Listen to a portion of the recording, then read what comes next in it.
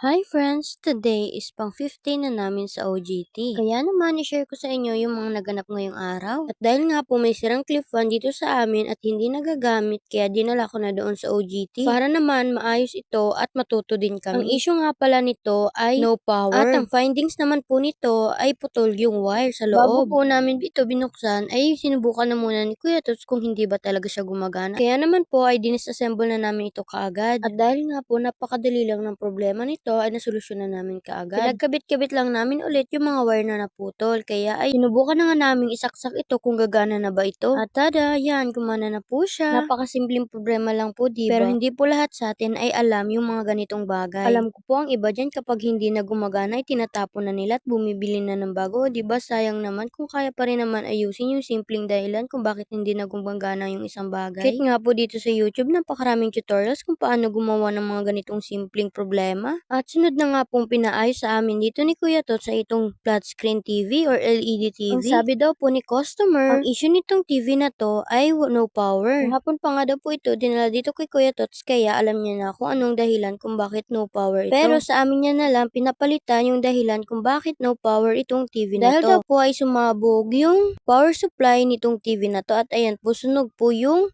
parts niya. At ayan po yung pinalitan namin. At pagkatapos nga po naming mapalitan ay tinesting na namin kung gumagana ba ito at gumagana naman po. At bago nga namin buuhin ito ay inexplain sa amin ni Kuya Tots yung mga parts nitong TV na to. Dahil nga mga first timer kami sa ganitong gawain ay halos walang alam din talaga kami dito. Buti na lang at na-explain talaga ni Kuya Tots sa amin ng maigi. Kaya naman may natututunan kami sa tuwing pagpasok namin ng OJT. Ayun lamang po muna for today's video. Please like, share, and subscribe to my YouTube channel. Bye-bye! Please support! God bless po!